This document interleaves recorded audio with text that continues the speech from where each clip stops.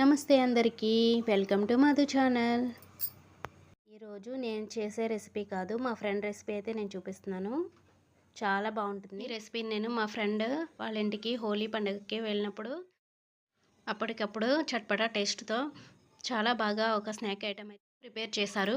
మా అందరికీ కూడా చాలా బాగా నచ్చింది ఈ రెసిపీ అయితే. మరి మీరు కూడా చూసేయండి ఆ రెసిపీ ఏంటో. దానికోసం ముందుగా 2 స్పూన్ల జీలకర్ర, కొద్దిగా దాల్చిన చెక్క, రుచికి సరిపడా కారం, సాల్ట్, పసుపు, 2-3 స్పూన్ల ధనియాలు కూడా వేసుకొని వీటన్నిటిని కూడా బాగా కలిసే వరకు, మెత్తగా పొడి అయ్యే వరకు కూడా మిక్సీ పట్టుకుని ఉంచుకోవాలి. ఈ విధంగా మసాలా పొడి అయితే సిద్ధమైపోతుంది. ఈ మసాలా పొడి వల్లే మనం చేసుకునే రెసిపీకి మంచి గుమగుమలాడే సువాసన, ఇంకా మంచి టేస్ట్ అయితే వస్తుంది. అన్నట్టు ఆ రెసిపీ పేరేంటో నేను ఇప్పటివరకు చెప్పలేదు కదా, మీరే చూసి చెప్పండి ఆ రెసిపీ పేరేంటో. ఆ తర్వాత నెక్స్ట్ ప్రాసెస్ ఏంటంటే తాలింపు చేసుకోవాలి.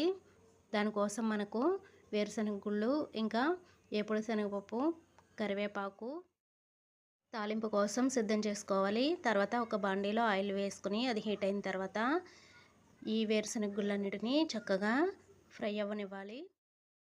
ఈ వేరుశనగలు పచ్చిదనం పోయే వరకు, మంచి సువాసన వచ్చే వరకు కూడా చక్కగా ఫ్రై చేసుకోవాలి.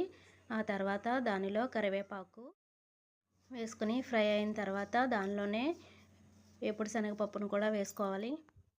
ఈ వేపుడు శనగపప్పు కొద్దిగా ఫ్రై అయితే సరిపోతుంది. ఆ తర్వాత ఇవన్నీ కూడా బాగా ఫ్రై అయిన తర్వాత దానిలో మనం మసాలా ముందు పట్టించుకున్న పౌడర్ ఉంది కదా, ఆ పౌడర్ను వేసుకొని బాగా కలుపుకోవాలి.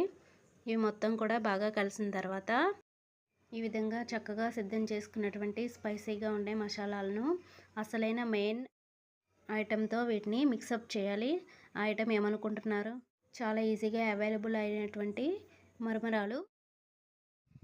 ఈ మురమరాలను ముందుగానే కొద్దిగా వేయించి ఫ్రై చేసి పక్కన పెట్టారు. అది అయితే ఇందులో మిస్ అయింది ఈ వీడియోలో.